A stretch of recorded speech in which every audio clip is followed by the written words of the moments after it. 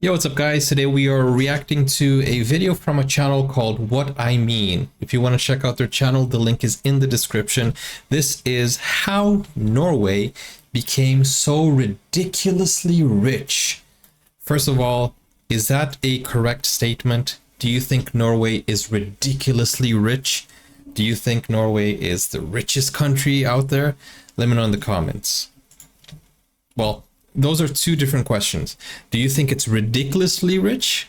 And do you think it is the richest? I know it's one of the richest, but what are your thoughts? Like, if you're from Norway, how do you feel about your own country? Because I think we all kind of think our country is the best. So I want to know from you, if you are Norwegian, do you think your country is the best? I'm going to say I think my country is the best, obviously.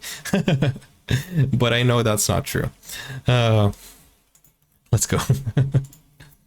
Let's go. During the late 18th century, Thomas Malthus, a prominent economist, visited Norway, which was then under Danish control. Despite the picturesque scenery, Norway was facing challenging weather conditions, making life difficult for its small population.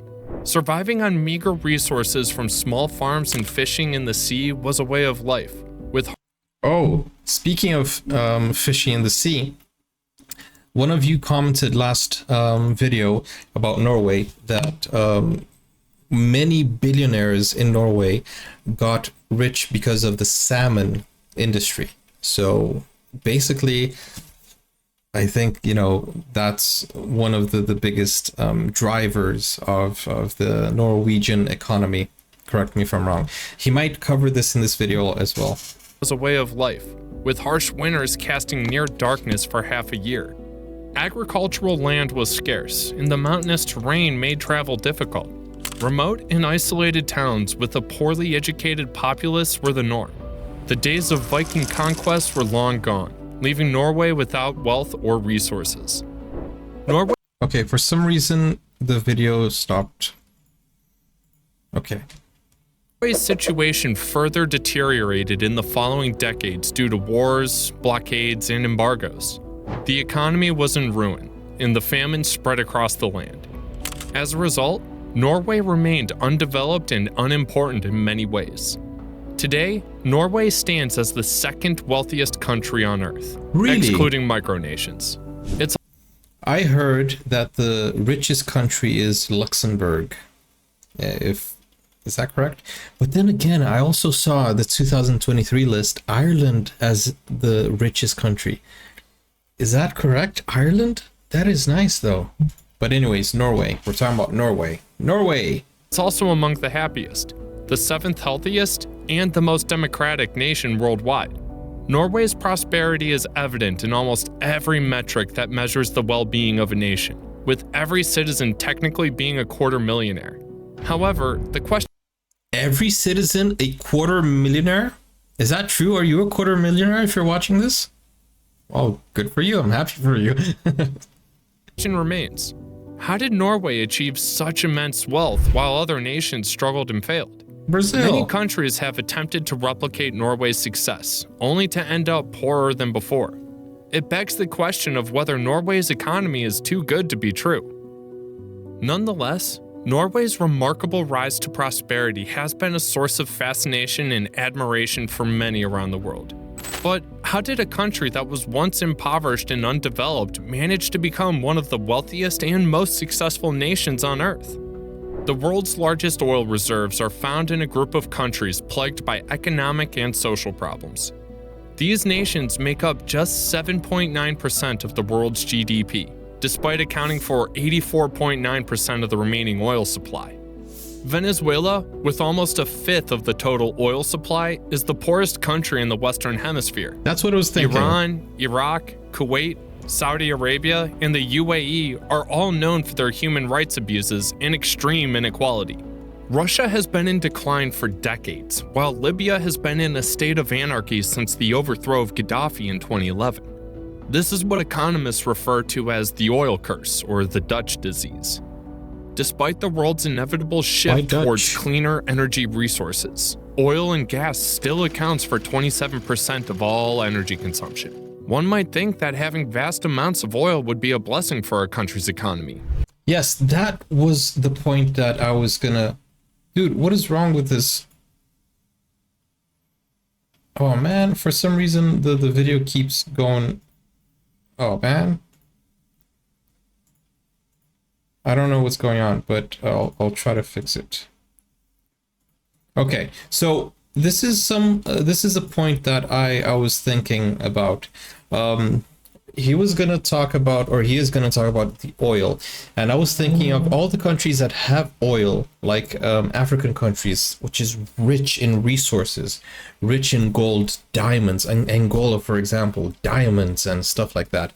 But why are they not rich? And I was gonna talk about that if he had mentioned, oh, Norway is good because it has a lot of oil. No, I don't think that's it. But I think that's not what he's going to say, because it doesn't depend on having resources. It really depends on the government knowing what to do with that resources, you know, and being honest and not corrupt, and being able to outsource all of those resources and sell them and be, you know, negotiable, and all of that comes into play. So you need good leadership and people who know what they're doing. Especially as oil prices soar.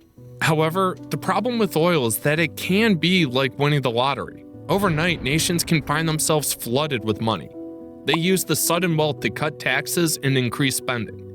But the oil industry can quickly overshadow all other industries, leading to a lack of economic diversification. As more oil is exported, the demand for the local currency increases, boosting citizens' buying power abroad, but also crippling domestic manufacturing. Oh. Politicians promise to spend more to get elected, and dictators do the same to remain in power, choosing to spend today instead of saving for tomorrow. Corruption becomes rampant, and wealth is funneled to a select few, while the average citizen struggles to make ends meet. However, there is one extraordinary exception to the oil curse, and that is Norway. Despite being a small oil exporting nation, Norway's economy has... Bro, I'm really sorry about this. I don't know what's going on with this. I really don't know. There's something wrong with the video here. It keeps going black. So sorry. Has not been destroyed by the oil curse. Norway has managed to avoid the pitfalls of other oil-rich countries, and its citizens enjoy high standards of living and social welfare benefits. So what makes Norway fundamentally different from Libya, Venezuela, Saudi Arabia, and all other small oil exporting nations? Equality. About a century after Malthus's visit, Norway gained its independence from Sweden, but it remained an uneducated and impoverished country that relied on shipping raw resources such as timber, fish, and minerals. However, the country had some advantages, such as a strong parliamentary system, universal suffrage, and workers' rights that allowed for social reforms. Additionally, Norway built the world's fourth largest merchant fleet and gained valuable expertise in shipping, trade, and technology. Despite this progress, almost 3/4 of the country's hydropower was owned by foreign companies, which prompted the government to pass a bill limiting foreign ownership and monopolization attempts. New technologies such as railways, roads, and communication methods greatly reduced Norway's disadvantage against its European neighbors and kickstarted rapid economic growth and industrialization. However, Norway's strong ties to welfare, education, and public industry distinguished it from its peers and would have served the country well in the future. During the early 20th century, Norway was impacted by the global economic and geopolitical forces and was invaded and occupied by Germany during World War II. After the war, Norway joined international organizations and was a large recipient of aid under the United States Marshall Plan. The Labour Party established strict social democratic rule with a large emphasis on the public sector and centralized planning, while allowing private competition to thrive. From 1945 to 1975, Norway experienced strong and reliable GDP growth of 3.3% per year, with high taxes and government spending on education shaping a capable workforce and a strong social safety net. Despite inflation remaining subdued and unemployment being almost non-existent, Norway was still far from being an economic powerhouse. In the 60s, Norway had caught up with other European nations and was no longer poor, but it was still an average performer. However, with the discovery of large natural gas resources in the Netherlands, speculation rose about the existence of oil in the North Sea. Norway asserted its claims over these waters, even though the government was initially skeptical about the idea of oil on the continental shelf. The Norwegian government began to divide up and sell licenses for oil exploration, and Phillips Petroleum was one of the companies that started drilling. After numerous unsuccessful attempts, Phillips gave it one last try and drilled deeper, finally extracting the first drops of North Sea oil in 1969. In less than a decade, Norway was producing more oil per resident than any other country on the planet. Wow. Norway's oil story had many similarities with other oil-rich nations, but it differed in incredibly different ways. While foreign companies rushed to profit from Venezuela's oil, returning little more than propping up its dictatorship, Norway tried another way. Its political power was already widely distributed, making it impossible for a single person or group to benefit at the expense of society. Therefore, Norway's government was not only able but restricted in making decisions based on the utility of the whole nation. Norway also knew that the oil curse had happened across the world, and oil luck did not mean permanent luck. The natural resources of Norway belonged not to foreign oil companies, but to the people of Norway. Nice. These companies could help explore, drill, and extract the oil, but a majority of profits earned were to be funneled to the state. At the same time, its public oil company Statoil was to study, replicate, and eventually surpass their expertise. Norway also knew that to maximize the opportunity, it needed to not only extract crude oil, but to create its own petroleum processing industry. That meant massive investment in infrastructure, careful central planning, and the generation of its own engineering workforce. Instead of slashing taxes and increasing social spending, Norway worried about the petroleum sector dominating the rest of the economy. So, it set a 90 million ton per year limit. Oil was not— This is something I was gonna ask. This is something that I really was wondering. If Norway stops producing oil for some reason, is it able to maintain its economy? And this is exactly what he's going to explain, I guess. By limiting the resources or the extractions by, he said 90 million ton per year, you kind of force yourself to try and invest in other parts of the economy so that you can balance it out. So even if you don't have oil anymore, there are other sectors that you have invested in that can maintain your economy going. So that's very smart. Man, Norwegians are very intelligent. Honestly, that is awesome. Not to replace the Norwegian economic engine, but was to become its turbocharger. However, Norway was not entirely sure how to best spend the money to benefit its people. As the oil industry expanded and prices soared, more money came in than the government knew what to do with. In the early 80s, oil prices plummeted and a recession began, causing economic growth to stagnate for almost a decade. Despite not squandering its oil revenue, Norway needed to do something more. When an economy relies heavily on a single commodity and its price, diversifying investments is a smart move. Norway realized this and created its government pension fund in 1990. Which is what they say, right? Don't have all your eggs in the same basket. Other governments attempted this as well, but they failed due to corruption. Norway's sovereign wealth fund was designed differently to prevent corruption. The Norwegian government can only spend the profit they expect to generate, so politicians cannot promise to spend more today at the expense of tomorrow. The fund also follows strict investing rules. It cannot invest in oil companies or those that follow unethical practices. Moreover, it cannot invest in Norwegian companies, which may seem odd, but it diversifies risk. The fund provides a safety net to short-term domestic stocks, and if the Norwegian economy were to hit a steep recession, the fund would not suffer because it's not invested in Norwegian companies. The fund is now the world's largest, owning 1.5% of all public companies that is so globally, smart. Valued at its peak at $1.35 trillion. Bro, that's this so amount smart. is expected to keep growing, and if distributed, it would be enough to give every Norwegian $250,000. While other Scandinavian countries have had to reduce social spending, Norway is using the interest of its oil revenue to provide healthcare, education, and a safety net to families facing hard times. Norway still has some of the highest taxes globally, but its people never have to worry about paying medical bills they can't afford.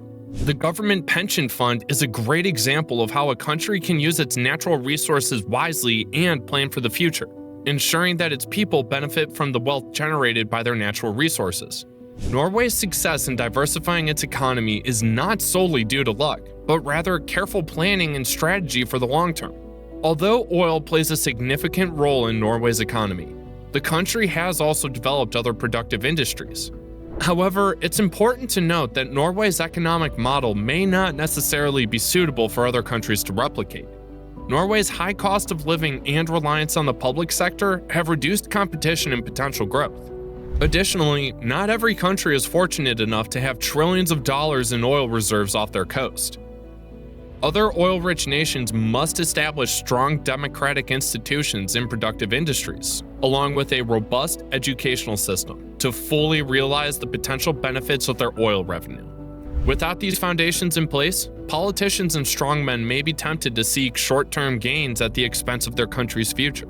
While many nations have squandered their oil wealth, Norway has wisely invested its money and now lives off the interest.